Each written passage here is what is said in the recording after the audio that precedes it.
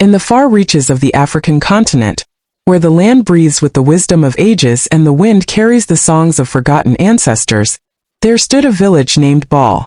It was not a village marked on any map, nor was it known to travelers who wandered beyond the grasslands. Bal lived quietly, rooted between an ancient forest and a river that glimmered under the moonlight like a silver serpent. Life in Bal moved with a rhythm older than memory itself. At dawn, roosters called out like messengers of light. Mothers swept the dusty courtyards while humming songs inherited from their grandmothers. Children ran barefoot, chasing each other beneath the giant baobab trees whose shadows stretched like old guardians keeping watch. The elders sat before their huts, weaving tales of spirits, ancestors, and the mysteries hidden in the forest. And in the heart of this village lived a girl named Zuri. From the day she took her first breath, the elders whispered that she was not like other children. They said the spirits had marked her. Some believed she carried the blessing of those who walked before her. Others said a light followed her wherever she went, faint but unmistakable, like dawn refusing to leave her side. Zuri was born to Emily, Baal's most respected herbalist and midwife. Emily's knowledge of roots, herbs, and sacred plants had saved countless lives. People traveled from distant settlements seeking her remedies. But when Zuri was still a child, Emily fell ill and passed into the realm of the ancestors. Her final words to her daughter were soft, almost like a breeze leaving the world. Zuri, your hair is the gift, but your heart is the true power. Protect it. Zuri's hair had always been different, long, thick, and shimmering as though sunlight lived inside every strand. When she walked, her hair moved like a living river, catching the light in ways no one could explain. It was beautiful, yes, but it was more than beauty. It was magic. The villagers soon learned that Zuri's hair carried a force that defied explanation. A single braid brushed against a sick child's hand brought recovery. Crops flourished when she walked between the fields, her hair whispering across tall stalks of maize like a blessing carried on the wind. Women who had struggled to conceive touched her hair gently, and within months they held new life against their chests. But Zuri never claimed power. She smiled shyly, always giving more than she received, always helping without asking for praise or attention. To her, kindness was simply the way of the world. Yet the world is never simple, and light always casts a shadow. When Emily passed away, a man named Bako entered their lives as Zuri's stepfather. He arrived like a man who wished to help, a strong figure with broad shoulders, steady hands, and a voice that carried the weight of command. But time reveals every heart. The kindness he displayed at first began to fade like morning mist under the harsh sun. His eyes grew colder, his words sharper. He could not understand why the village admired Zuri, why they whispered blessings around her, why people brought gifts of grain, fruits, and cloth for a girl he considered ordinary. To him, Zuri's power was not a blessing. It was an irritation, a reminder of something he could neither control nor possess. When the elders gathered around her, he grew jealous. When the villagers praised her, he grew bitter. And when Zuri refused to boast or show pride, he mistook her humility for defiance. But jealousy is a poison that spreads quietly, and in the cracks of Bako's heart it took root. Still, Zuri continued living as she had always lived, helping where she could, smiling when she was tired, and whispering thanks to the ancestors each night. She did not see the danger forming inside her own home. She did not hear the silent promises Bako made in the dark. She did not know that the spirits were already preparing her for a trial that would shape the fate of Bal forever. For in the village of Bal, where harmony danced with the wind and the earth held the truth of generations, a storm was beginning to rise. A storm born not from the sky but from envy. A storm that would one day take from Zuri the very thing she had once believed protected her. It began quietly, as storms often do, but its echo would shake the heart of the forest, the spirit of the land, and the destiny of a girl chosen long before she understood the meaning of her own power. As seasons passed, Zuri grew from a gentle child into a young woman whose presence felt like sunrise after a long night. Her laughter carried through the village like warm rain, softening even the hardest of hearts. When she walked through the marketplace, women greeted her with smiles, calling her daughter of the ancestors. Children ran up to her, tugging at her hands, asking for stories or blessings. Even the elders bowed their heads slightly when she passed. But where others saw light, Bako saw a threat. Each smile Zuri received pierced him like a thorn. Each gift left at their doorstep tightened something inside his chest. He watched how the villagers spoke her name with reverence, how they touched her hair with trembling gratitude, how they whispered stories of miracles happening wherever she went. One evening, as the sun bled into the horizon and cast long shadows across Bako sat alone by the fire behind their hut. The flames flickered against his face, carving out harsh lines that had not been there years before. His jaw clenched as he stared into the crackling wood. "Everything she has," he muttered to himself. "Everything she is, it should belong to me." Jealousy, once a whisper, had become a voice. Meanwhile, Zuri was returning from the river, her arms full of herbs she had gathered for a pregnant mother. The glow of dusk settled on her hair, turning the strands into streaks of fire and gold. She walked softly, feeling the gentle pulse of the earth beneath her bare feet. She did not know that Bako watched her from the shadows, his eyes dark with envy. That night, Baal gathered for the harvest of spirits, a ceremony older than memory itself. The villagers circled a great fire, drums humming deep in the air like the heartbeat of the ancestors. Flames rose high, dancing with sparks that floated upward like souls returning to the sky. Zuri stood among them, her hair shining brighter than the fire, her face calm and full of warmth. The elders called her forward, offering her a place near the flame. "Your mother would be proud," one whispered, their voice trembling with affection. But in the crowd, Bako's gaze burned hotter than the fire. As the drums slowed, the elders stepped forward to bless the season. They laid their hands upon the earth, upon the children, and finally upon Zuri. When their palms touched her head, a ripple of golden light spread outward from her hair, glowing softly in the dark. The villagers gasped, not in fear but in awe. For a moment, the forest itself seemed to respond. Leaves rustled though the air was still. The flames bent slightly toward her as if pulled by an unseen force. A faint hum settled in the air, the kind of sound that only the spirit touched could hear. Zuri lowered her eyes, humbled. She did not wish to be worshipped, only to serve. But Bako's hands curled into fists. "Enough," he whispered under his breath. The night ended with celebration, dancing, and the sharing of sweet palm wine. But Bako's eyes remained cold. He watched Zuri closely, studying every movement, every smile, every moment she was embraced by her people. And long after the drums faded and the villagers returned to their huts, Bako stayed awake. In the shadows, thinking, planning. For in his twisted heart, he had convinced himself that Zuri's gift was not hers alone. He believed it was something he deserved, something he must take. And jealousy, when it has grown too large to contain, demands action. It demands sacrifice. It demands betrayal.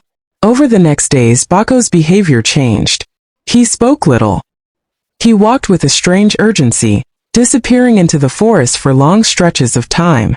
Zuri asked him if he was well, but his replies were short and sharp, leaving her uneasy.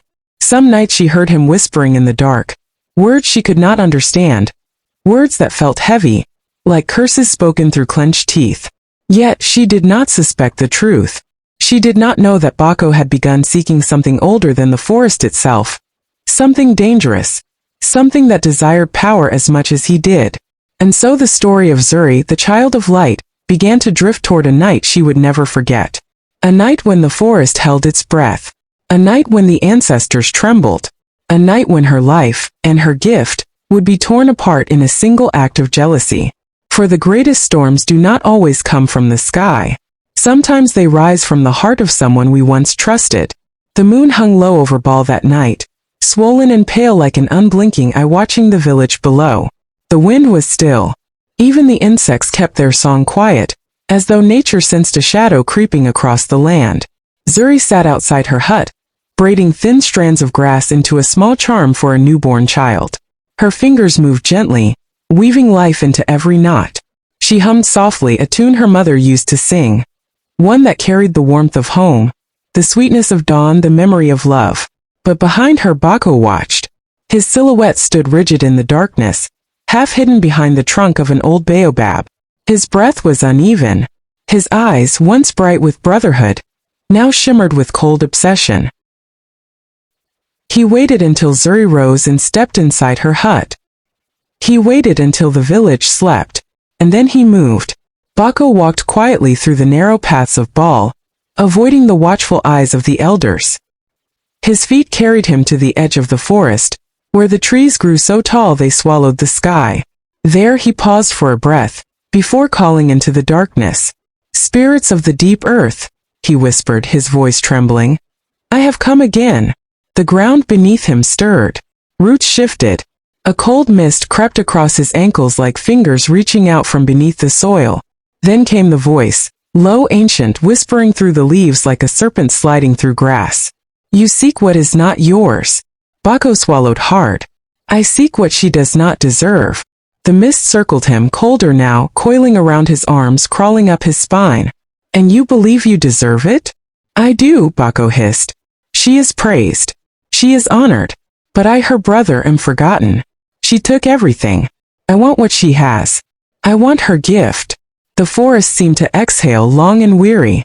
Her gift was woven before her first breath, tied to her mother's soul, bound by the ancestors. To take what belongs to her is to break the order of the spirit. "I don't care," he snapped. "Give me the power."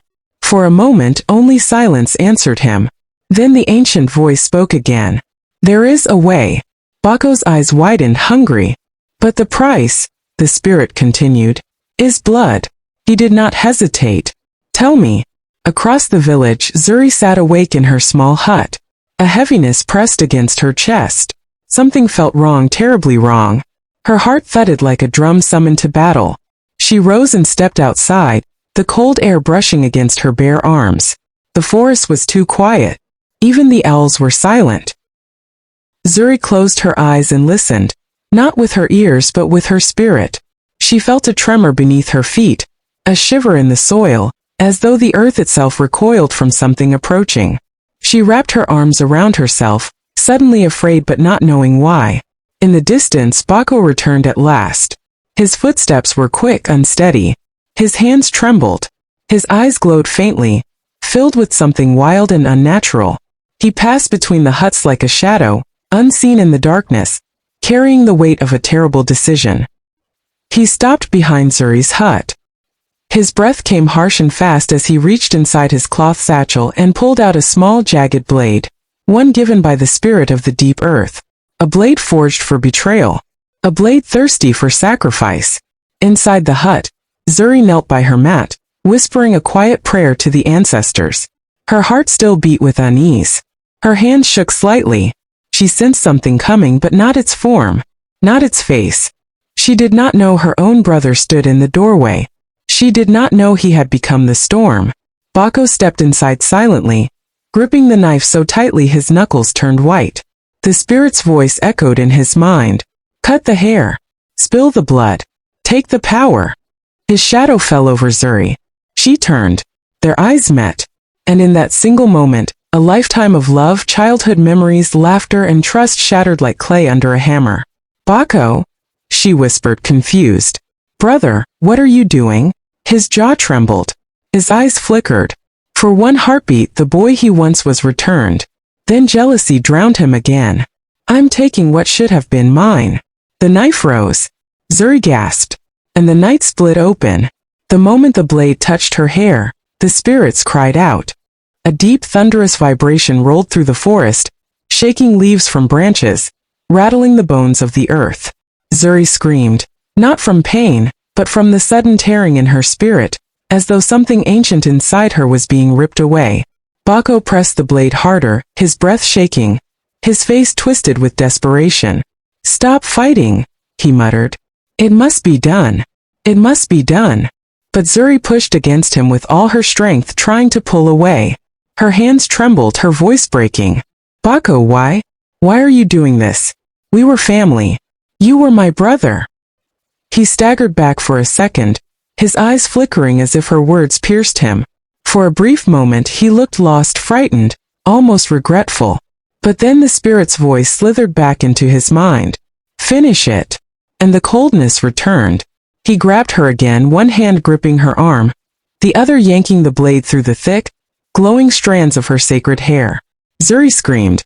The magic that once shimmered through her locks sparked violently, bursting like tiny stars as each strand fell. Light cracked in the air. The walls of the hut shook. The animals in the forest howled. With a final pull, the blade sliced through the last of her hair. The world went silent. Zuri collapsed to the floor, her chest rising and falling in frantic sobs, her head burning with the shock of what had been taken. The cut strands lay scattered like fallen pieces of sunlight, their glow dimming rapidly dying. Bako stood over her, panting, trembling, staring at the handful of hair in his grip. He expected power to pour into him. He expected the spirits to crown him with strength. But instead, a wave of cold washed over him. The spirit's voice shifted. No longer patient, no longer tempting. It was mocking. You fool. The power was never in the hair. The hair was only an echo. A reflection. Her spirit is the root. Bako froze. What? No, you promised me. We promised you nothing. You offered betrayal. That is what you will receive. The mist rose around him, swirling, tightening, twisting into dark shapes with long fingers and hollow eyes. Bako stumbled backward in terror as the shadows circled him. No, wait. I did it. I brought the hair. You severed only the leaves, the spirit hissed. But not the tree. Zuri lifted her head weakly, tears streaking down her cheeks. Her voice was barely a whisper. Brother, they used you. The shadows lunged. Bako screamed. The mist coiled around his throat, his wrists, his chest, pulling him toward the hut's doorway. He clawed at the ground, but the spirits dragged him like dry leaves in a storm. His cries grew thin, fading into the night as he was swallowed by the darkness. When silence returned, only Zuri remained, broken, trembling, hair shorn unevenly, spirit wounded. The spirits had vanished. The hut was still. Zuri tried to stand, but her legs buckled beneath her. She gripped the wooden frame of the doorway, her breath ragged, her body shaking. She stepped outside into the cold night, her bare feet sinking into the dirt. She felt empty, hollow. Her head felt exposed, her spirit flickering like a dying ember. The wind touched her scalp, and she gasped at how vulnerable she suddenly felt. She wrapped her arms around herself and looked toward the forest. She heard nothing. No whispers of the leaves. No hum of the roots. No heartbeat of the earth. The connection, the bond she had felt since childhood, was gone. Tears streamed down her face. Mother, she whispered into the night. Are you still with me? But no answer came. The village was silent. And Zuri knew she could no longer stay. With trembling legs and a spirit crushed beneath the weight of betrayal, she walked into the forest alone, seeking solace among the trees that once knew her name. But this time, the forest did not move. It did not welcome her. It simply watched. And Zuri disappeared into the shadows of the night, leaving behind the village that had lost not just a daughter, but its greatest light. Zuri walked deeper into the forest, her steps slow, unsteady, guided only by the faint glow of moonlight dripping through the branches. Every leaf seemed to watch her. Every tree seemed to pull away ever so slightly, as if unsure whether to embrace her or mourn her. Her breath trembled in the cool night air. She had always been the child of the forest, the girl whose laughter stirred blossoms, whose presence calmed storms. But now the forest was distant, quiet in a way she had never known. The silence pressed against her chest. Her hand brushed the rough bark of an ancient tree. Once it would have warmed beneath her touch, humming with life. Now it remained still, cold, just another tree. Her eyes stung with tears. Have I lost everything? She whispered. Her voice echoed weakly, swallowed by the dark. She wandered until her legs could carry her no more. Her knees buckled, dropping her into the soft earth at the base of the old Irako tree. The same place where her mother once taught her to listen to the heartbeat of the world. She touched the ground gently, the way her mother had shown her. Nothing. No pulse of life. No whisper of spirit. No warmth. She curled into herself, resting her forehead against the roots, tears soaking into the soil. I tried to be what they needed, she whispered. I tried to be strong. Why did they take it from me? Why did he betray me? The wind stirred faintly, barely lifting the small curls now scattered around her scalp. She closed her eyes, shaking. Then something shifted. Very softly, very faintly. A warmth brushed her cheek, like the gentle hand of a mother wiping away a child's tears. Zuri froze. The warmth grew, spreading from her cheek to her temples, down the back of her neck. It seeped into her, not from outside but from within, glowing like hidden embers stirring to life. She gasped softly. Her heartbeat slowed. The forest air thickened with an ancient hum, and then she heard it. A whisper. Soft. Familiar. Wrapped in love. My child. Zuri's breath caught. She lifted her head slowly. The air before her shimmered, bending like heat rising from desert sand. Light gathered. Shadows swirled.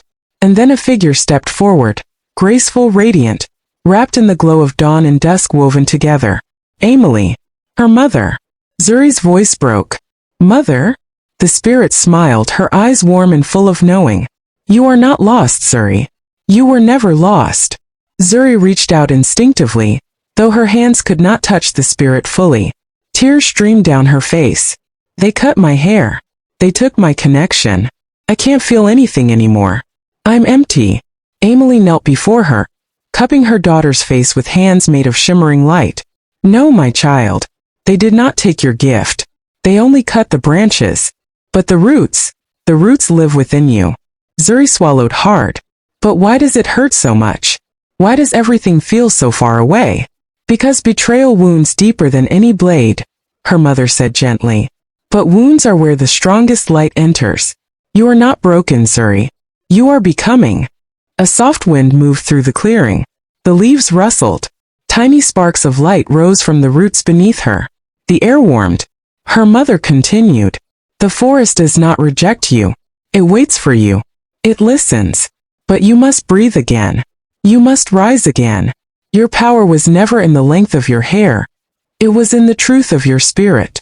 Zuri closed her eyes as warmth bloomed through her chest, filling the hollow spaces that pain had carved. Emily placed a glowing hand on the crown of Zuri's head, and Zuri felt it. A pulse. A spark. A stirring of life. The first heartbeat of her returning connection. Her mother's voice softened. Stand, my daughter. Stand and let the earth remember you. Zuri rose slowly, her legs steadying beneath her. The air brightened. The trees leaned in. The ground hummed. Her mother stepped back. Walk forward, Zuri. The world has not seen your real strength yet. And just like that, the spirit faded into the shimmering light. But the warmth remained. Zuri stood beneath the Irako tree, her breath steady now, her spirit slowly awakening like dawn breaking after the longest night. She was not healed. Not yet. But she was rising. And with each breath, each step, each spark returning to her veins, her true power stirred beneath the surface, waiting to bloom again. Zuri stood silently beneath the towering Irako tree, breathing in the gentle hum rising from the soil. The forest no longer felt distant. It no longer felt cold. It was watching her, waiting for her to take the next step. She placed her hand on her chest. She could feel it now. A faint warmth. A small throb of energy. A seed of power returning to life. She closed her eyes, drawing in the deep scent of bark, earth, and night air. I am still here, she whispered. The forest answered with a soft rustle. She took one step forward. Then another. The world around her seemed to brighten, not with light but with awareness, as though every living thing was turning its attention toward her. The roots beneath her feet vibrated gently. The leaves overhead danced though no wind blew. The forest was not rejecting her. It was testing her, inviting her to rise beyond the pain. She walked until she reached a small stream. The water glittered faintly in the moonlight, skipping over the stones like a playful spirit. Zuri knelt beside it, touching the cool surface with her fingertips. Ripples spread across the water. Her reflection shimmered back at her. Eyes tired but glowing with new resolve, head crowned with short curls that caught the moonlight like tiny sparks. She studied her reflection carefully. She no longer saw loss. She no longer saw shame. She saw a beginning. Behind her a twig snapped. Zuri turned. A creature stood at the edge of the clearing, small, delicate, with eyes like polished amber. A forest fawn, but unlike any she had seen before. Its fur glowed with faint patterns of swirling gold, and its steps were silent. It approached slowly. Zuri held her breath. The fawn stopped in front of her, tilting its head as though studying her spirit rather than her face. Then, without fear, It nuzzled its nose against her hand.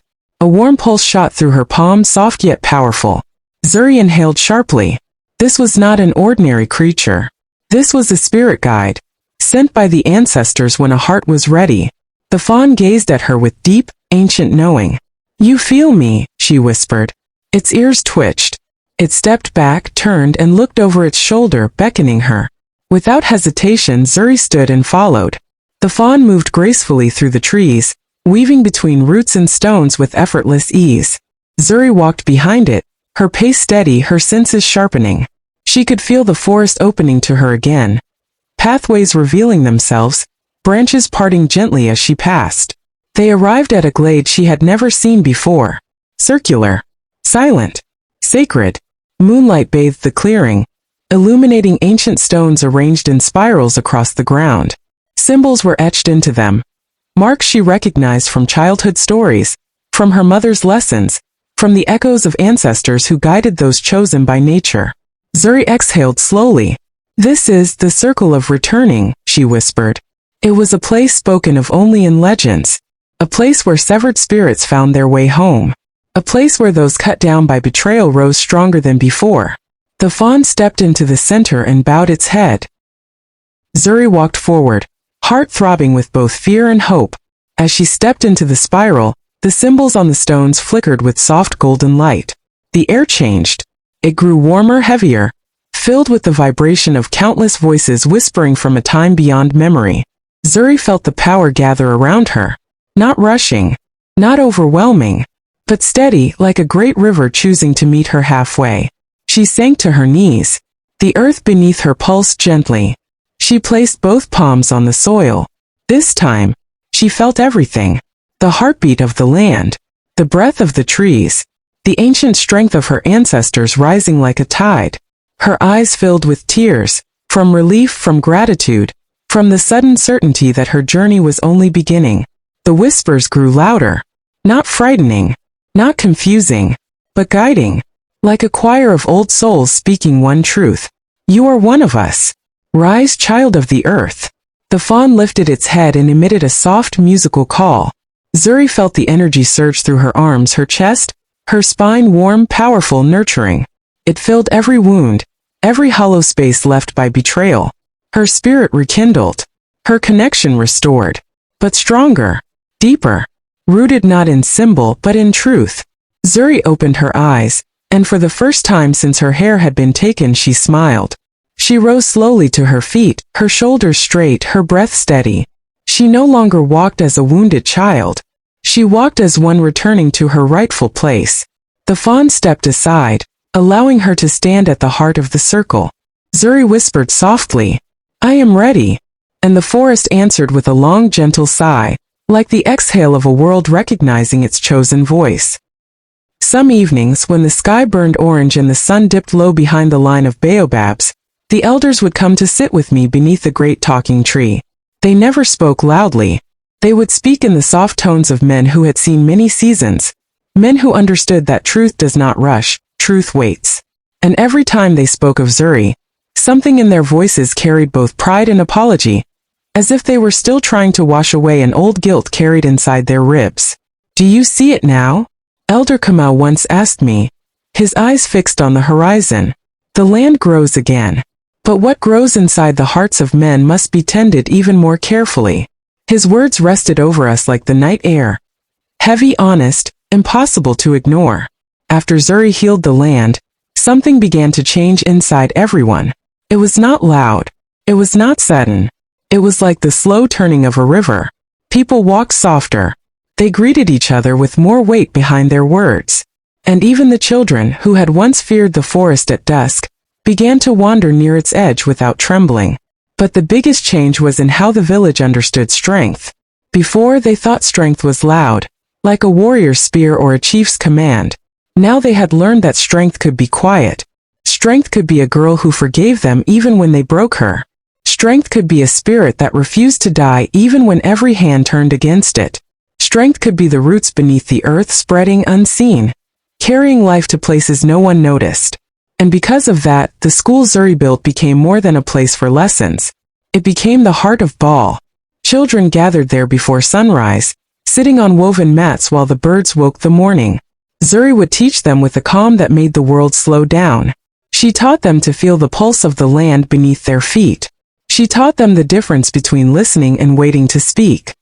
She taught them that nature did not belong to them, they belonged to nature.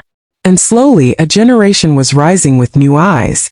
They learned that a person's worth could never be measured by hair, by age, by the gifts people could see. They learned to recognize the magic that lived in everyone, even if it slept quietly. They learned that the world was a breathing thing, and every action, jealousy, kindness, greed, generosity, changed its rhythm. One morning, I remember watching Zuri stand before a group of young girls. Their hair twisted in thick braids and tight coils, their eyes bright like dawn. She looked at them, and the silence stretched long and gentle. "Your hair is beautiful," she said finally. "But remember, it is not your crown. Your spirit is." The girls nodded, but Zuri smiled softly, as if she knew that lesson would take many years to settle in their hearts. Lessons of the spirit are never learned in one day. She turned then and looked at the elders, who had gathered under the shade to observe. In her gaze there was no bitterness, only a quiet reminder that wisdom does not belong to age alone. It belongs to whoever is willing to listen. In those years of healing, the forest also grew closer to the village. Vines crept along the borders. Birds nested in places they never dared before. Even the sacred grove, which once stood like a distant guardian, began to feel like part of the village itself. It was as if the forest recognized Zuri as its voice, and because she lived among humans, the forest chose to live among them as well. But harmony is like a drumbeat, steady only when every hand strikes with purpose. And even though the village had changed, the world beyond Ball had not. Travelers arrived with stories of forests being burned in distant lands, of waterfalls running dry, of people forgetting the old ways and chasing the shine of new cities. Some of the villagers worried. Some feared the darkness might one day return. But Zuri never sought worship. She never asked for praise. "Stand," she would say. "I am not your savior. I am your sister. The earth listens to us all." And that was the truth that lifted her higher than any throne could. Yet beneath all her strength, there was still a quiet question that lived in her shadow. A question that whispered to her at night. A question tied to the day her hair fell, to the betrayal that had once cut deeper than any blade. Could she truly forgive everything? Forgiveness is not a door you walk through once. It is a road you walk again and again, each time your heart remembers the pain. Zuri was strong, but she was human. And one evening, as the drums played slow and the sky turned blue like deep water, something happened that forced the past to rise again. That evening the air felt different, heavy, almost trembling, as if the wind itself knew a truth about to unfold. The drums in the distance beat low and steady, the kind of rhythm that sits beneath the ribs and warns the spirit that change is walking toward you. People gathered in small circles near their cooking fires, whispering about the strange feeling in the air. Even the forest seemed to lean closer, its branches swaying without a breeze. I was sweeping the red soil outside my mother's hut when I saw her first, a lone figure emerging from the far edge of the village path. Her head was bowed, her steps slow, as though every footfall carried a memory too heavy to bear. The closer she came, the quieter the village became. Conversations fell away. Laughter dimmed. Mothers pulled their children closer. Men straightened their backs. Because everyone recognized her. It was Lela. The same Lela whose jealousy had poisoned the village. The same Lela who had cut Zuri's hair. The same Lela who had walked away into exile when the truth of her betrayal had burned too bright to hide. Now she was back. But she was not the Lela we remembered. She stopped in front of Lela. Everyone watched. Even the fire seemed to hold still. Zuri's gaze lowered to the bundle of hair. For a long moment she said nothing, and in that silence, you could feel the entire village holding its breath. The past stood between them, sharp, painful, waiting to be named. Then Zuri crouched down. Her voice when it came was soft, steady, and deeper than before. "Lela, why have you come?" Tears spilled down Lela's cheeks. "Because I cannot live with the weight of what I did. Every village I passed drove me away. Every river reflected my shame. I have walked for seasons trying to escape myself, but guilt follows faster than feet can run." Zuri studied her. Not with anger. Not with pity. with understanding, the kind that only someone who has walked through fire and survived could hold. You have suffered, Zuri said. But suffering alone does not cleanse the heart. Tell me, what have you learned? Lella looked up, her voice breaking. That power is not a crown to be stolen. That jealousy burns the one who carries it. And that hurting you hurt the earth itself. I know now that magic is not in the hair, but in the spirit I tried to wound. For the first time Zuri's eyes softened. She reached out slowly and lifted the bundle of hair from Lella's trembling hands. A murmur rolled through the villagers like a gust of wind. Lella bowed her head again. If you cannot forgive me, I will accept whatever judgment you give. Zuri stood. She held the braids against her chest for a long moment, then turned to the crowd. I want you all to listen, she said. Jealousy is like a spark. Left alone, it becomes a fire that devours everything around it. We saw that fire. We felt its heat. But today we choose what grows from the ashes. She looked down at Lella. Stand, she said. Lella hesitated, then rose slowly, her knees weak. Zuri stepped forward, so close their foreheads nearly touched. I forgave you the day I returned, Zuri whispered. Not because you asked, but because my spirit needed to be free. Lella sobbed, her hands covering her face. But forgiveness, Zuri continued, does not erase the past. It transforms it. She lifted the bundle of hair gently, then opened her palm. A soft golden light flowed from her hand, faint but warm like the glow of dawn. The hair dissolved. Not into dust. Not into ash. Into light. That light rose into the air, drifting upward like fireflies finding their way home. The village watched in silent awe as the last fragment of the old pain transformed into something weightless, something free. When the final spark disappeared into the sky, Zuri placed her hand on Lella's shoulder. Your journey is not over. Stay. Work. Heal. The earth forgave you when it bloomed again.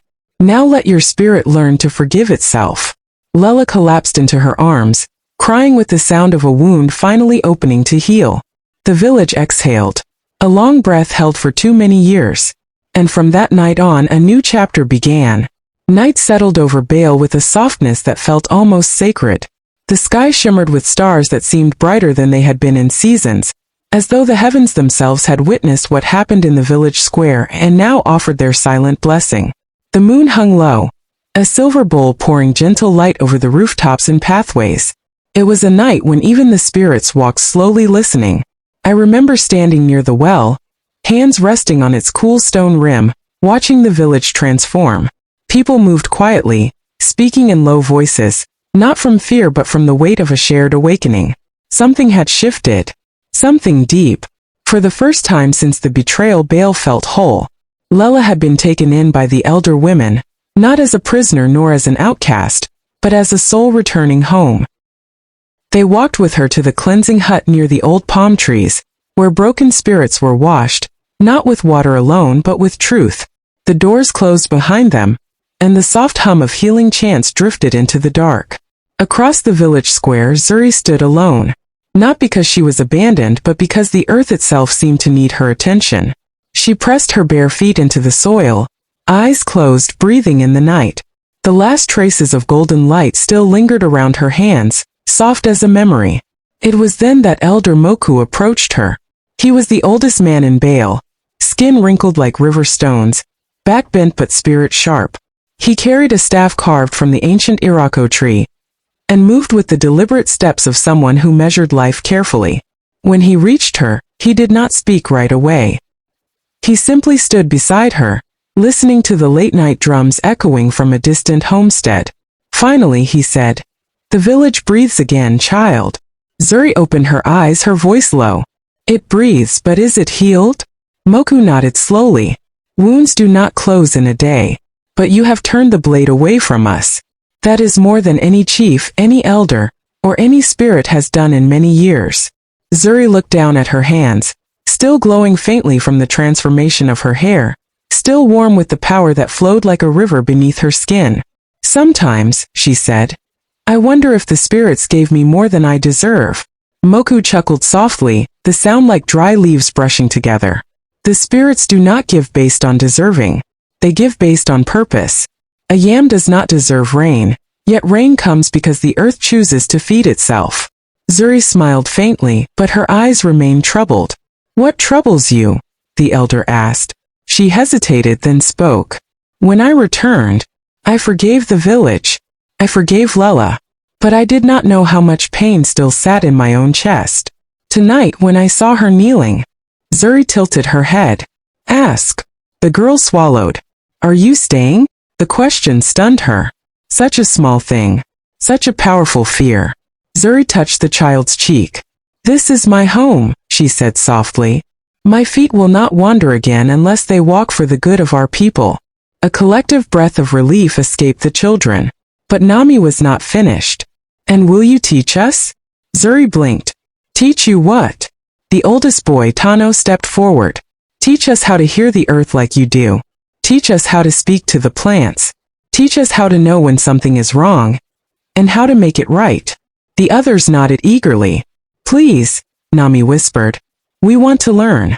In that moment, Zuri realized something profound. The village did not need her as a queen. It needed her as a flame that lights many candles. She placed her hand on the ground. The soil warmed beneath her fingers. Tiny green shoots pushed through the earth, curling toward the moon. The children gasped. This, Zuri told them, is only the beginning. Tomorrow you come to the House of Roots and Light, and I will teach you not magic but harmony, not power but balance, not fear but understanding. Their faces glowed with excitement. As they ran off, laughing into the night, Moku turned to her. Now, he said, you are ready. For what? Zuri asked. For what comes next? He did not explain. He simply walked away, his staff tapping a slow rhythm on the ground, leaving Zuri standing beneath the moon, feeling the weight of destiny settling gently on her shoulders. Dawn approached slowly, as if the sun itself wished to witness the changes unfolding in Bale. The horizon glowed with deep orange, then gold, then a soft red that spread across the sky like a blessing from the ancestors.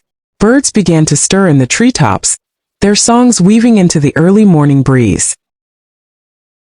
I awoke before the first rooster crowed, drawn by an unfamiliar stillness, a kind that felt purposeful, almost holy.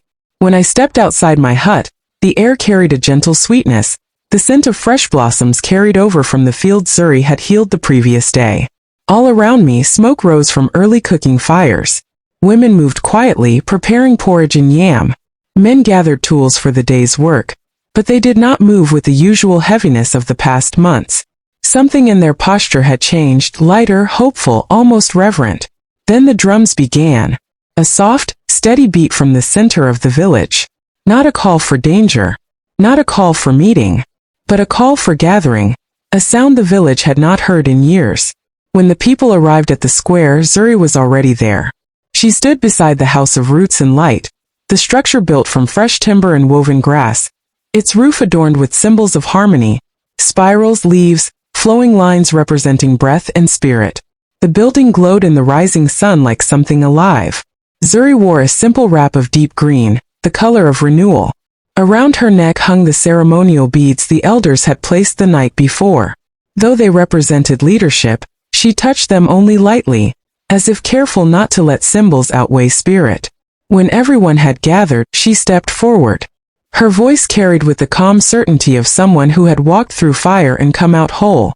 People of Bale, she began, today is not the day we rebuild. That began last night. Today we learn. A murmur spread through the crowd. Learn what? Someone asked. Zuri spread her hands. Light did not erupt from her palms this time. It did not need to. The sun caught her skin, and that alone seemed enough. Learn how to live in balance, she said. How to listen to the land. How to heal ourselves and one another. How to grow not from fear but from truth. She pointed toward the House of Roots and Light.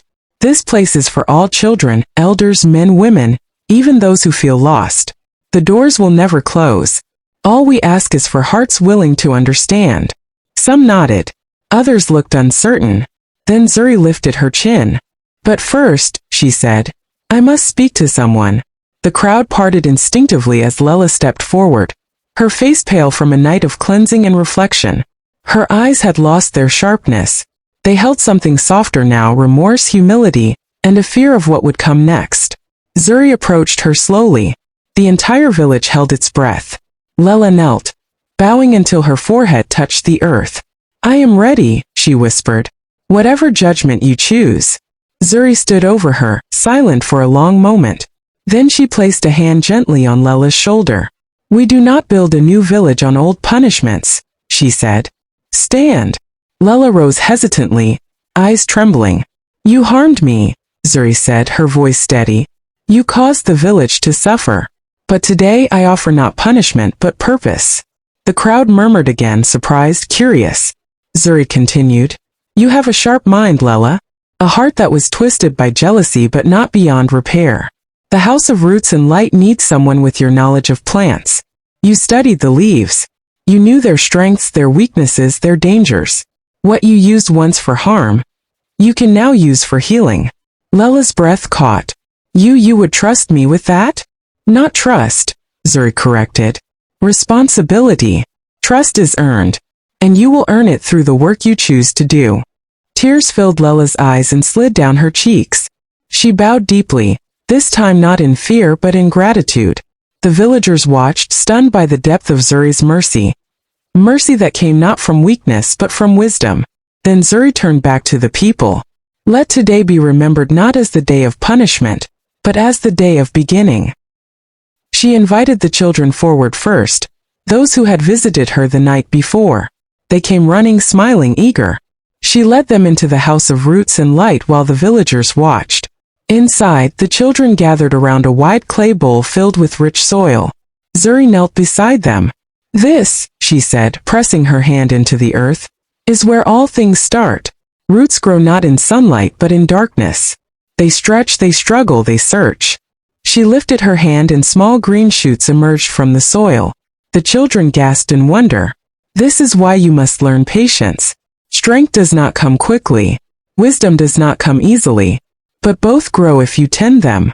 The children leaned in closer. Suddenly Zuri looked up, and her eyes met mine from across the doorway.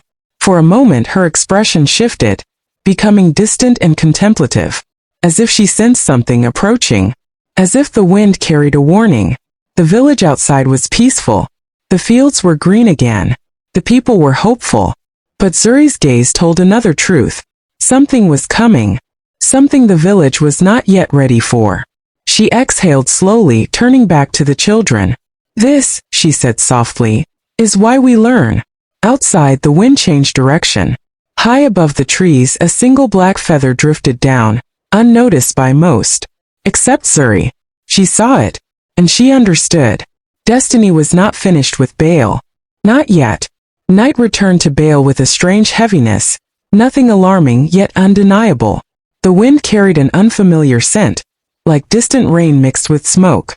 The elders noticed it first, trading glances as they sat beside the evening fire. Even the goats bleated with restless energy, shifting uneasily as though something in the darkness whispered to them. I stood near the edge of the square, watching Zuri as she wrapped up her teachings for the day. The House of Roots and Light was still glowing from inside, filled with lantern warmth and the soft chatter of children. But Zuri stepped out with a different expression now, quiet, alert, listening to the night as if it carried secrets. She walked toward the river, and for reasons I could not explain I followed. The path was lit by fireflies drifting lazily between the trees. Their glow shimmered on Zuri's skin as she knelt by the water. The river moved gently, carrying reflections of the moon across its surface like drifting shards of silver. Zuri dipped her hand into the flowing water, her face tightening. "The river is changing," she murmured. "How?" I asked. She lifted a handful of water. It shimmered briefly, then dimmed.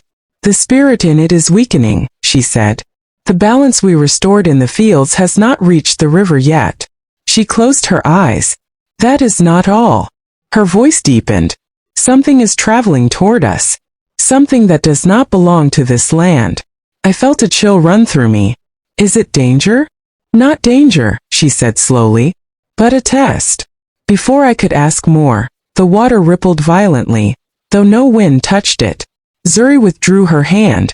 "Tomorrow," she said, standing, "we will face what comes."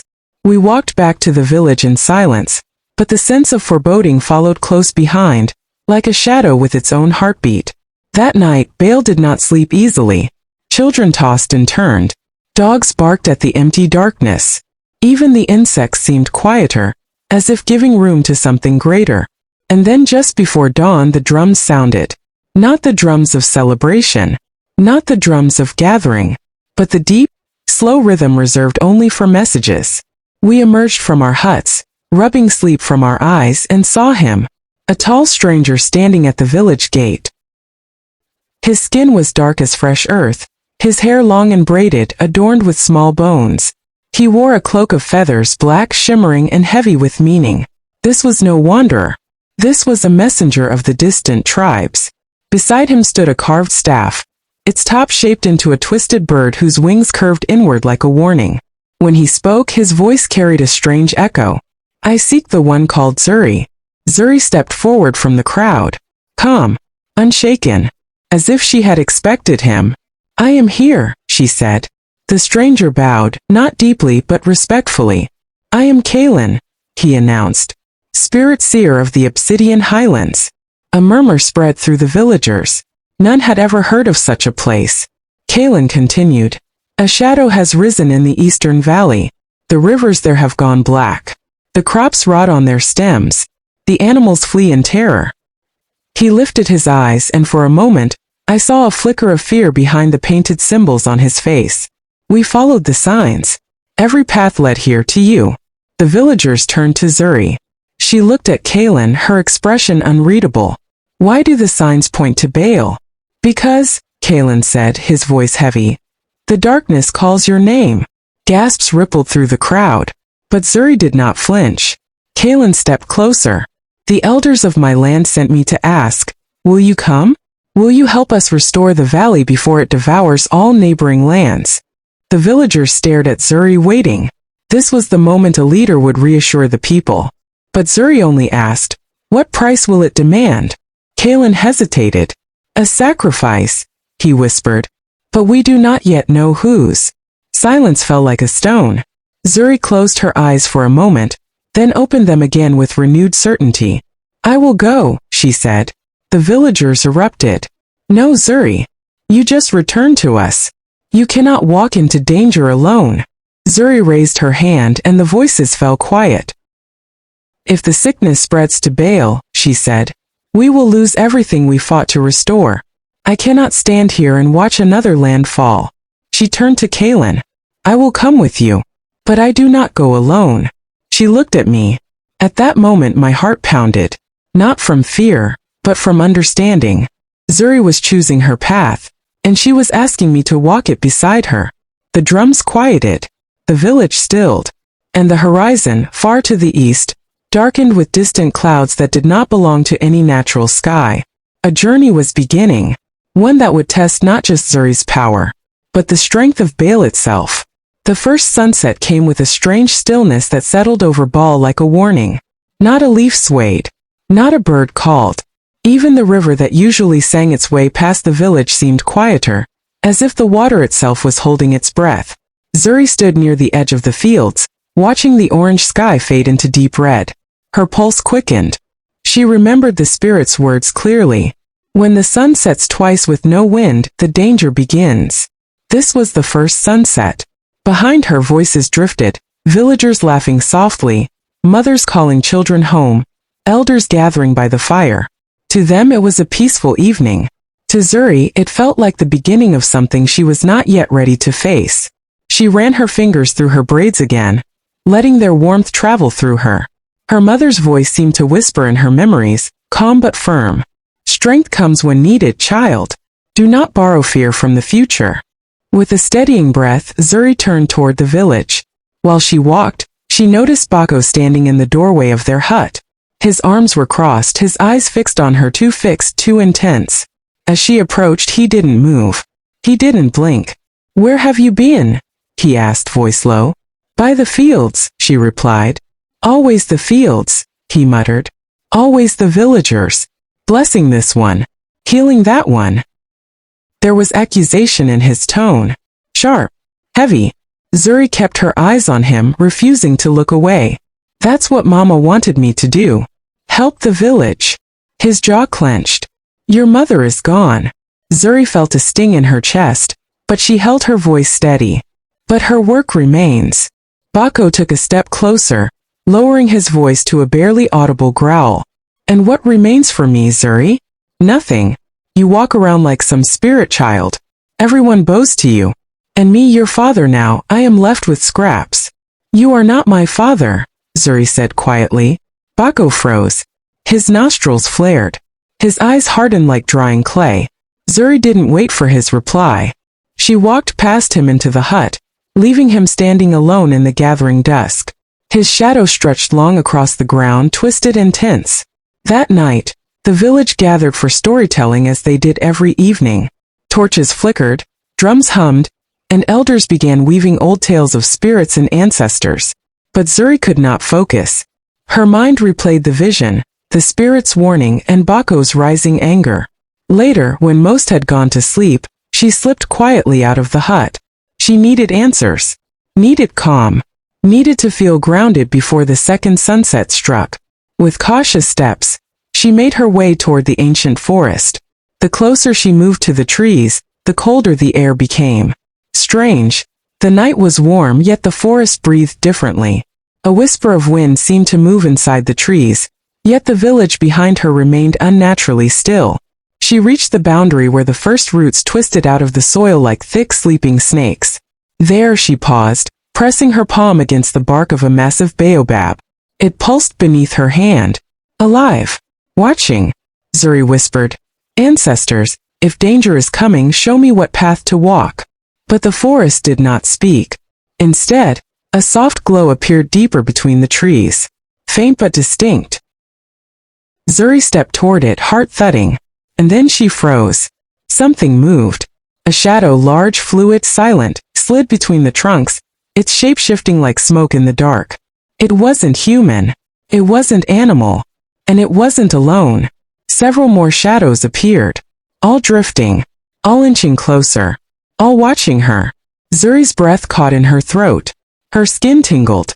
Her hair warmed, glowing faintly in the darkness like strands of polished obsidian. The shadows stopped. For a moment the forest held its breath again. Then, one of them whispered her name. Zuri. She stumbled backward. They knew her. They were searching for her.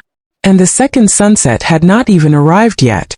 The elders gathered quickly beneath the shelter of the meeting hut, their whispers sharp and uneasy.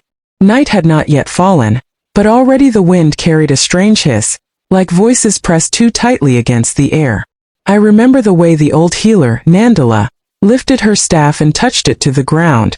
Her eyes clouded, her breath trembling, as if she were listening to something none of us could hear. Beyond the huts, the shadows began to move again. Not like animals. Not like spirits either. But like pieces of the night had learned to crawl. Zuri stood at the center of the village, her golden-rooted hair glowing faintly, pulsing with the soft heartbeat of the earth. She looked calm, but I could see her chest rising and falling faster than usual. Power hummed around her like a faint ring of fire that had not yet chosen to burn. The villagers pressed behind her, terrified but unable to step away. Mothers held their children tightly. Men who once mocked her gift now looked to her, as if she were their last line of breath. Then from the edge of the sacred grove, a figure stepped forward. Bako. His clothes were dusty, his hair wild, his face pale as river ash. He was shaking, not from fear but from something deeper, something twisted. In his eyes I saw a hunger, a desperation, the kind that grows in a man who has watched his lies crumble and his power slip through his fingers. You think you are the only one chosen, he shouted. His voice cracked like dry wood. You think the spirits belong to you alone? Zuri did not answer. She only watched him, steady, unblinking. Bako raised both hands and the air tightened. Behind him the shadows thickened, swirling like smoke caught in a storm. They formed shapes, half human, half beast, eyes glowing with a dull sickly green. The spirits of resentment, the elders later called them. The spirits born from bitterness, jealousy, and broken pride. He had summoned them. Not by wisdom, not by calling, but by feeding his own envy until it answered. The ground around Bako cracked open, thin veins of darkness spreading toward the village like roots of ash. The children cried out. The elders stumbled backward. Even the animals, usually calm around Zuri, bolted into the forest. But Zuri, she stepped forward. Her bare feet touched the earth gently, almost lovingly. Light traveled from her heels into the ground, soft and golden, pushing back the spreading darkness. The shadows recoiled with a hiss, shrinking for a moment, but never retreating fully. Bako, she said, her voice firm but sorrowful, you are calling forces that care nothing for you. They will not give you power. They will swallow you. They will obey me, he snarled. They already have. He thrust his hand toward Zuri. The shadows leapt. They surged like a wave ready to swallow a shoreline, cold and roaring, twisting around her body in violent spirals. The villagers screamed. Even I felt my knees weaken as the darkness struck her like a storm. But Zuri remained still. She closed her eyes. Her breathing slowed. And for a moment, just a heartbeat, everything froze. The forest fell silent. The wind died. Even the shadows paused, suspended in the air like ink caught between blinks. Then Zuri breathed in. And the earth answered.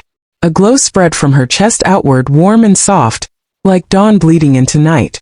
It grew brighter, stronger, until her entire body radiated a golden white light. The shadows shuddered, drawing back, shaking as though they had touched fire. The glow burst outward. A ring of light swept across the clearing, blasting the shadows away in a single thunderous pulse. The air cleared. The ground warmed. For a moment the village could breathe again. Zuri opened her eyes. They were no longer just human eyes. They were ancient, deep, rooted, like the forest itself had awakened inside her. And she looked directly at Bako. You do not battle me, she said. You battle the truth you refuse to face. Bako staggered backward, trembling. The shadows twisted behind him, restless and unsatisfied, waiting for the next command, or the next mistake. And the night had not even begun. The air grew heavier, thick with the weight of something unseen yet dangerously alive. Even the sky seemed to hold its breath, as if torn between watching and warning. The villagers pressed closer together, their eyes darting from Bako to Zuri and back again, unsure where safety truly stood. Bako's chest rose and fell violently.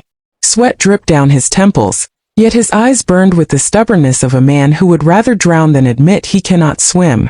The shadows behind him writhed, twisting into long claw-like forms. They whispered low, hollow, hungry. They were not spirits of guidance or wisdom.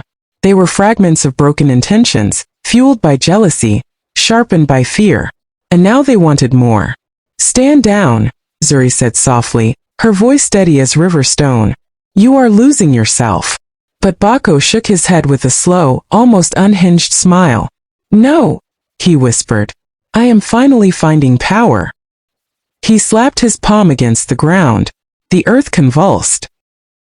A tremor rippled beneath our feet, lifting dust into the air, shaking the wooden beams of nearby huts. A few villagers stumbled. A woman screamed. A pot shattered. The tremor grew stronger, pushing outward like a growing heartbeat of darkness. Zuri stepped forward, grounding herself. Her hair's golden roots glowed brighter, responding instinctively to the threat. The earth beneath her feet softened and steadied, rising slightly as if lifting her. She seemed taller now, not in stature but in presence. Bako, she said again, the spirits you summon will not serve you. They belong to the broken places of the heart. They do not share power. They consume it. And what would you know of loss? He spat. Zuri's face softened, not in pity, but in recognition of a wound older than his rage. I know more of it than you ever cared to see. Bako flinched, but the shadows surged before he could speak. They lunged outward, splitting into three massive forms, figures made of writhing smoke, their limbs long and crooked, their mouths stretching open in soundless screams. They swept toward Zuri like a wave of night seeking to swallow the dawn. Villagers ducked behind huts. Children hid behind elders. Even the air quivered with dread. But Zuri did not move. She planted both feet firmly on the ground and raised her hands, palms open. The moment her fingers spread, the earth beneath us lit up with thin, glowing lines, roots of golden light stretching outward from her feet in every direction. They moved like rivers under the soil, weaving between stones, curling under huts, forming an intricate web that connected every corner of the village.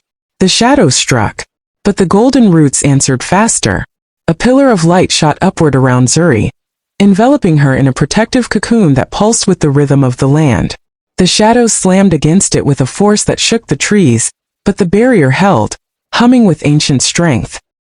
The light grew brighter, so bright the shadows began to melt, curling inward, shrinking as though burnt at the edges by the sun.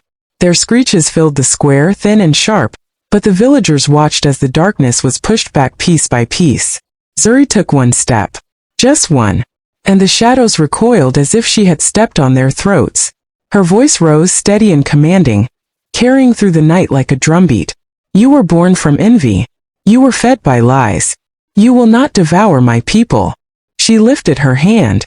The light around her expanded. With a thunderous burst, a wave of glowing force shot outward, flattening the shadows in a blinding flash. The monstrous forms dissolved into thin black mist and vanished into the cracks of the earth with a hiss. Silence fell. Heavy. Deep. Waiting. Baco stood trembling, staring at the empty space where the shadows had been, disbelief etched across his face. But something else stood in the air now, something colder, older, and far more dangerous. Because the shadows were gone. But their master had not left.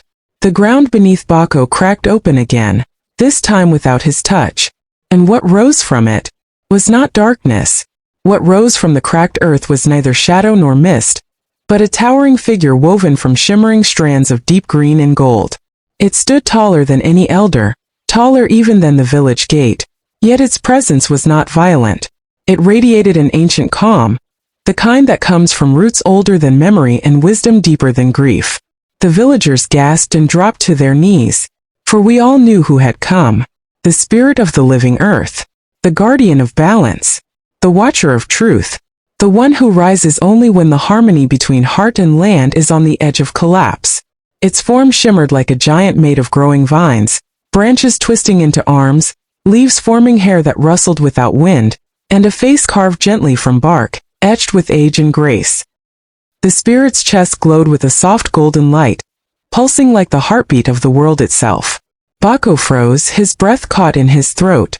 Even he, consumed by pride, could not deny the power before him. His knees buckled and he stumbled back, palms scraping the dust. The spirit turned its head, its massive gaze falling upon him. The ground quieted. The wind stilled. Even the birds in the trees dared not make a sound. Then a voice emerged. It was not loud, yet it carried through the square like a truth we had always known. Deep, resonant, neither male nor female, more like the mountains themselves had learned to speak. Baco, it said, your heart has grown heavy with shadows not born from the earth, but from your own unwatered spirit. Baco's lips trembled. I only wanted respect. I only wanted to be seen. You cannot force the world to see you, the spirit replied, by burying the light of another. Zuri stepped forward, her golden roots still glowing faintly beneath her feet. She did not look triumphant. She looked weary, too weary for someone who had just defeated a darkness. The spirit's gaze shifted to her. Daughter of the forest, it said. Your heart has carried the weight of betrayal, loss, and the expectations of many. Yet you did not fall into bitterness. You rose. Zuri lowered her eyes, humbled. You restored what was broken in these people. The spirit continued. But there is something yet undone. The earth opened wider, and a soft green glow seeped from the depths below. The vines along the spirit's arms began to unwind, forming a cord of light, a strand of nature's pure essence. Zuri. The spirit extended the glowing strand toward her. This is the thread of renewal. Few ever see it. Fewer are called to hold it. Zuri hesitated. What must I do? She asked softly. The spirit's form bent closer, the earth beneath it trembling. You must choose, it said. Forgiveness is a gift, but restoration requires sacrifice.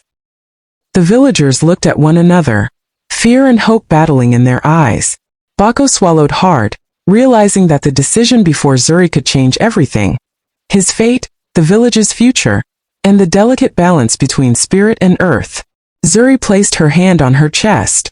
What must I sacrifice? Before the spirit answered, its eyes drifted once more toward Bako, and we all understood. This choice was not just about healing the land. It was about healing a broken soul. The spirit's great body shifted, vines curling and uncurling like living breath. The golden strand in its hand pulsed brighter, weaving light across the square and casting long shadows behind the villagers. When it finally spoke, its voice softened, carrying the tone of an elder who had watched generations rise and fall. To restore what jealousy has broken, the spirit said, a heart must release what it clings to most. The villagers whispered among themselves. Some feared what that meant. Some prayed she would refuse. Others bowed their heads, knowing that true healing always demands a price. Zuri stood still, her hands trembling slightly at her sides. Yet her gaze remained steady.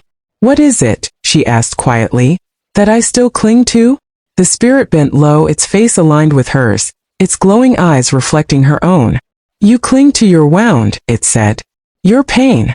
Your memory of betrayal. You have risen above it, yes, but you still carry the scar like a weight around your spirit.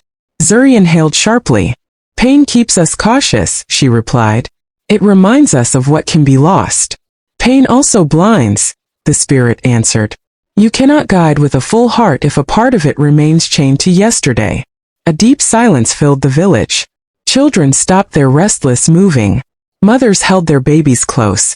Even the air felt suspended between past and future. Zuri closed her eyes. We all saw the flicker of memories behind her eyelids. The day her hair was cut, the cruel whispers, the shame, the grief that almost swallowed her whole. But then we saw something else. Her mother's smile. The forest's healing hum. The way the earth bowed for her now, not because of her beauty, but because of her spirit. When she opened her eyes again, there was no fear in them, only clarity. If letting go of my pain is the sacrifice, Zuri said, then I am ready. The spirit nodded slowly. Then take the thread of renewal. Zuri reached forward. As her fingertips touched the glowing strand, a shockwave of light burst across the square. Villagers shielded their eyes as the very air vibrated, humming with ancient power. The thread lifted into the air and wrapped itself around her chest, sinking into her skin like warm sunlight. Her breath left her body in a trembling exhale, and for a moment she stood completely still. Then, her hair glowed brighter than the dawn. Every golden root pulsed, spreading warmth through her veins. When she opened her mouth again, a single tear slid down her cheek, not of sorrow but release. The spirit stepped back satisfied. But its gaze turned to Bako. He flinched, trembling violently. His fate, Zuri whispered. What becomes of him? The spirit did not answer immediately. Instead, it looked at Zuri long, deeply, as if measuring the depth of her heart. His fate, the spirit said at last, now rests in your hands. Every villager stiffened. Every breath was held. Every heart awaited the choice. Because forgiveness was one thing, but leadership demanded more.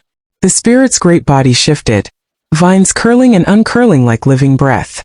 The golden strand in its hand pulsed brighter, weaving light across the square and casting long shadows behind the villagers. When it finally spoke, its voice softened, carrying the tone of an elder who had watched generations rise and fall. To restore what jealousy has broken, the spirit said, a heart must release what it clings to most. The villagers whispered among themselves. Some feared what that meant. Some prayed she would refuse. Others bowed their heads, knowing that true healing always demands a price. Zuri stood still, her hands trembling slightly at her sides. Yet her gaze remained steady. What is it, she asked quietly, that I still cling to? The spirit bent low, its face aligned with hers, its glowing eyes reflecting her own. You cling to your wound, it said. Your pain. Your memory of betrayal. You have risen above it, yes, but you still carry the scar like a weight around your spirit. Zuri inhaled sharply.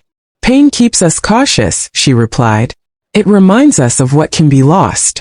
Pain also blinds, the spirit answered. You cannot guide with a full heart if a part of it remains chained to yesterday. A deep silence filled the village.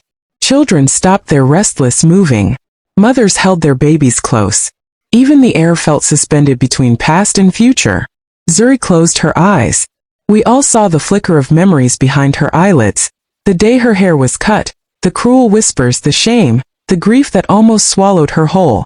But then we saw something else. Her mother's smile. The forest's healing hum. The way the earth bowed for her now, not because of her beauty, but because of her spirit. When she opened her eyes again, there was no fear in them, only clarity. If letting go of my pain is the sacrifice, Zuri said, then I am ready. The spirit nodded slowly. Then take the thread of renewal. Zuri reached forward. As her fingertips touched the glowing strand, a shockwave of light burst across the square. Villagers shielded their eyes as the very air vibrated, humming with ancient power. The thread lifted into the air and wrapped itself around her chest, sinking into her skin like warm sunlight.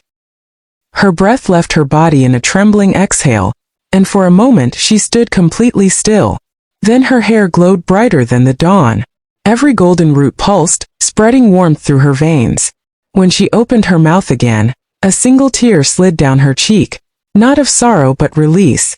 The spirit stepped back satisfied, but its gaze turned to Bako. He flinched, trembling violently. His fate, Zuri whispered. What becomes of him? The spirit did not answer immediately. Instead, it looked at Zuri long deeply, as if measuring the depth of her heart. His fate, the spirit said at last, now rests in your hands. Every villager stiffened. Every breath was held. Every heart awaited the choice. Because forgiveness was one thing, but leadership demanded more. Every eye in the village fixed itself on Zuri. Bako knelt trembling, his silence as heavy as the sky before rain. His once sharp eyes were now wide with fear. His hands clutched the dirt as if he hoped it might swallow him whole before judgment fell. Zuri stood before him, the glow of the thread of renewal still pulsing faintly through her skin. The villagers watched her with a mixture of awe and dread. They had seen her restore life to barren fields, calm storms and heal the sick. But this moment, this was different. This was the measure of her heart. The spirit's voice echoed softly. What becomes of him rests in your hands. Zuri approached slowly, not with anger, not with triumph, but with the quiet gravity of someone carrying the weight of generations. She knelt in front of Bako, their faces level. For the first time since her return, he looked into her eyes, not with challenge, not with superiority, but with the naked fear of a man who had already been stripped of everything. Zuri spoke softly. You took my voice when you cut my hair. You took my place when you lied. You took my peace when you fed fear into the hearts of the people. You even tried to take my future. Bako's breath shook. His lips parted as if to respond, but no sound came. The silence punishment held him tight. But, Zuri continued, you did not break me. She placed her hand gently on the earth between them. The spirit showed me that true power is not in what others take away, but in what remains. A murmur passed through the villagers. Now, she said, you must understand what it means to rebuild what you destroyed. She stood towering over him, her presence bright as dawn. I will not cast you out, Zuri declared. Exile breeds more fear, more bitterness. You will stay among the people you harmed. Bako's shoulders sagged with relief, but Zuri's voice grew firmer. But you will not lead. You will not command. And you will not speak until the spirits themselves decide you have learned humility. The spirit nodded in approval. But you will work, she continued. You will tend the fields you helped destroy. You will rebuild the homes that cracked when the rains vanished. And you will serve quietly, until the land whispers your forgiveness. The villagers looked at each other, stunned. It was not the punishment they expected. It was something deeper, something heavier, something only a true leader could give. Slowly, the spirit turned to Zuri and bowed, a gesture no human had ever been granted. Your heart, it said, is greater than your gift. Light shimmered around the spirit's form as it began to fade. The golden mist rose and drifted back toward the forest. But before vanishing completely, the spirit whispered, you have restored the balance. And just like that, the air stilled. The villagers bowed. The children watched with wide eyes. Even the trees seemed to lean closer. Because in that moment, the village of Baal understood. Zuri was no longer just a girl with enchanted hair. She was the guide of their future. The darkness inside the hut was complete, thick, heavy, alive. Yet Nwadi no longer trembled. She sat in it the way one sits in familiar silence, as though the fear that ruled her since childhood had simply dissolved. Minutes passed, or perhaps hours, she could not tell. But slowly from within that blackness, a faint red glow began to pulse. Not from the lamp, not from outside, from her. She lifted her hands and there it was, a dim ember-like shimmer beneath her skin, moving with the rhythm of her heartbeat. It crawled up her arms, across her shoulders, down her chest. Not fire, not heat, a living ancient pulse. A birthright. Her breath came slow and steady now. She whispered, "What have you done to me?" The disembodied voice returned, not surrounding her this time, but speaking from within like a memory awakened. "We have removed the veil. What you feared was never meant to be feared. What you fled was never meant to be escaped." The red glow intensified, casting soft crimson waves across the hut. Through this dim light, Nwadi saw the shadows on the walls move again, but now she understood. They were not shadows at all. They were figures. Ancestors. Old guardians of the threshold. Those who once held the boundary between the seen and unseen. Their forms flickered like smoke. Tall silhouettes wearing robes adorned with cowries, feathers, and symbols that even her elders had forgotten to teach. One stepped forward. Not with legs, its movement was more like drifting. The outline of a face appeared, ancient and stern, marked with tribal patterns that pulsed with the same red glow now breathing beneath her skin.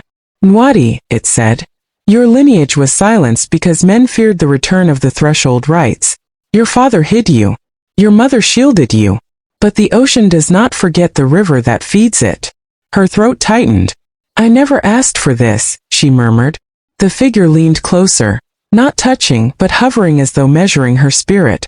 "No child asks to inherit the world. But the world chooses." Another figure approached, this one smaller, softer, with the faint outline of a woman's face. Its voice trembled with warmth when it spoke. "You have lived in fear because you woke before your time. Now the time has caught up to you." Nwadi looked down at her glowing skin. For the first time she did not feel cursed. She felt chosen, anchored, whole. "Why now?" she asked. "Why appear after so many years?" All the figures paused. The glow dimmed for a moment, as if the answer carried a weight even they respected. Finally the first figure spoke. "Oh, because the boundary weakens. Something approaches your village, something that should never cross." Her eyes widened. "What is coming?" The red glow surged, bright enough to cast her entire hut in fire-like light. "A thing that feeds on silence. A thing that follows fear. A thing your birth was meant to hold back." Nwadi swallowed. "And you expect me to stop it?" Every ancestral figure bowed their head, not in obedience but in recognition. "You are the last threshold keeper. If you do not stand, no one will." The glow faded again, settling under her skin like embers tucked beneath ash. Nwadi inhaled deeply, and for the first time in her life, the fear she spoke from was not her own. "Tell me what I must do." The hut fell silent. The red glow receded into Nwadi's skin until she looked almost ordinary again. Almost. But something in her eyes had changed. A steadiness. A weight. A knowing. The ancestral figures drifted back, forming a half-circle before her. Their outlines shimmered like candlelight in wind.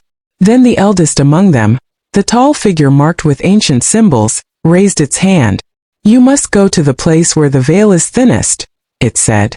"The place where your mother first felt the stirring before your birth." Nwadi's breath slowed. She knew exactly what place they meant. "The old well," she whispered. "The one behind my grandmother's field." The figure nodded. "That is where the breach begins." Her heartbeat grew louder in her ears. The old well had been sealed since the year her uncle disappeared. The elders never allowed children near it. Stories whispered that the shadows around it swallowed sound, as though drinking voices from the air. Nwadi clenched her palms. What is inside the well? A cold wind seemed to sweep through the hut, though the door remained closed. Another ancestor stepped forward, this one carrying the faint outline of a staff. "Not what," it said, voice low. "Who?" Her skin prickled. "Someone is down there?" The ancestors exchanged a wordless, mournful hush. Not alive, the eldest said. But not gone. Trapped between breaths. Calling to you. Nwadi felt a chill crawl up her spine. You mean calling because of me? Yes, the ancestor replied. Because you are the last threshold keeper. And the one who sleeps below knows that only you can hear the pull across the boundary. She swallowed hard. Her mind raced through memories. Nights of waking up to whispers, sounds no one else heard, sensations in her chest that felt like someone tugging from far away. She had always thought it was fear. Or madness. But now she understood. Something had been trying to reach her. Who is it? She asked. This presence in the well? A heavy silence. Then the soft, trembling voice of the womanly figure answered. Your mother. Nwadi's breath caught. A sharp ache tore through her chest. My mother is dead, she whispered. Dead, the figure agreed. But not at rest. Her spirit was taken before the rites were complete. Her path to the ancestors was closed. She has wandered the boundary, waiting for the day you would be strong enough to hear her. Tears stung Nwadi's eyes, but no sob escaped her. She sat perfectly still, as though the news had struck her deeper than grief could reach. All the years she spent feeling the world press against her. All the nights she sensed something watching, calling, pleading, and she had run from it, thinking it was fear. It was her mother. Her voice came out barely above breath. What do I do? The eldest ancestor lowered his head, as though honoring both her pain and her resolve. You must open the well, he said. Descend into it. Face what sleeps in the dark. And free your mother from what holds her. Nwadi shook her head. The well is sealed with iron plates, she said. Even the elders fear it. The ancestor's voice deepened, almost echoing. The elders fear what they do not understand. But you were born with the fire to break the seal. The glow beneath your skin is not a curse. It is the key. She looked down at her hands, at the faint red shimmer moving beneath her veins like slow-flowing lava. You expect me to go alone? You are never alone, the womanly spirit murmured. We walk with you. And she waits for you. A long silence fell. Then Nwadi rose slowly to her feet. Her legs trembled, not with fear, but with the weight of a destiny she had spent her whole life avoiding. When do I start? She asked. The hut brightened once more with red light. Now, the ancestors said in one voice. Outside the wind shifted. The village night felt heavier, as though the air itself sensed something moving toward them. A gathering darkness, a silent hunger. A shadow crossing the threshold. And Nwadi, the last keeper, stepped toward the door to meet it. Night wrapped itself around the village like a dark cloth. Even the moon seemed hesitant, half hidden behind drifting clouds as though watching from a distance. The wind carried no birdsong, no rustling insects, only a strange heavy stillness. Nwadi stepped out of the hut, her bare feet touching the cool earth. A faint red shimmer pulsed under her skin, casting a soft glow around her like embers from a dying fire. The ancestors' presence lingered behind her, their whispers fading into the night. She walked alone. The path toward her grandmother's old field stretched ahead, narrow, lined with tall grass that swayed without wind. Every step felt weighted, each breath slow but steady. Her thoughts drifted to memories she barely remembered, her mother's hands warm against her face, a lullaby sung in a language older than the village, the feeling of being held close to a heartbeat that echoed with something deep and ancient. A soft ache tightened her chest. Mother, she whispered to the darkness. The shadows around her shifted, as if listening. She continued walking, past the silent huts, past the sleeping goats, past the baobab tree whose roots twisted like old fingers grasping the earth. The air grew colder. When she reached the edge of her grandmother's field, the familiar scent of dried grass mixed with something deeper, older, like earth that had not seen daylight in ages. There it stood, the old well. The iron plates sealing its mouth were rusted but thick, bolted into the stone with an almost ceremonial carefulness. Dark vines coiled around the stones as though trying to hide the well from the world. Nwadi stopped several steps away. The moment she saw it, something inside her chest pulled sharply, like a rope tightening. Her breath hitched. Her fingers trembled. She could feel it. A presence. A whisper rising from beneath the earth, faint but unmistakable. A voice not heard with the ears but with the soul. Nwadi! She gasped softly. Her mother's voice. A distant, broken echo carried through layers of earth and years of silence. Her throat tightened with emotion. She approached slowly, the red glow beneath her skin brightening with each step. The iron seal vibrated faintly, as if responding to her presence. When she reached the edge, she placed a trembling hand on the cold metal. Instantly the glow within her surged outward. A flash of red light pulsed from her palm, running across the iron like a wave. The rusted plates began to hum, deep, hollow, almost mournful. The bolts trembled. Nwadi stepped back. The iron began to crack. Hairline fractures glowed red-hot, spreading like veins across the metal. The vines around the well snapped and recoiled. The ground beneath her trembled. With a sound like thunder swallowed by earth, the iron seal split open. Fragments fell into the darkness below, disappearing into a void that seemed to breathe. Silence. Then a whisper rose from the depths, clear, desperate, trembling. Nwadi, my child. Tears filled her eyes. Mother. I'm here. A wind rose from the well, cold and damp, carrying the scent of forgotten earth and something else. Something watching. Something waiting. Nwadi wiped her face and steadied her breath. She tied her grandmother's old cloth around her waist. She lit the small calabash lantern she had brought, and she gripped the rope that hung beside the stone wall, long unused, frayed by time. This ends tonight, she murmured. The ancestors' glow gathered faintly around her, like warm breaths brushing her shoulders. With one last look at the sleeping village behind her, she swung her leg over the edge of the well, and began to descend into the darkness where her mother's spirit waited. His is the end of part 1 of the tale. If you wish to journey deeper into Zuri's world, subscribe to Tales by RM, where old stories rise with new voices. Join me for part 2 coming soon.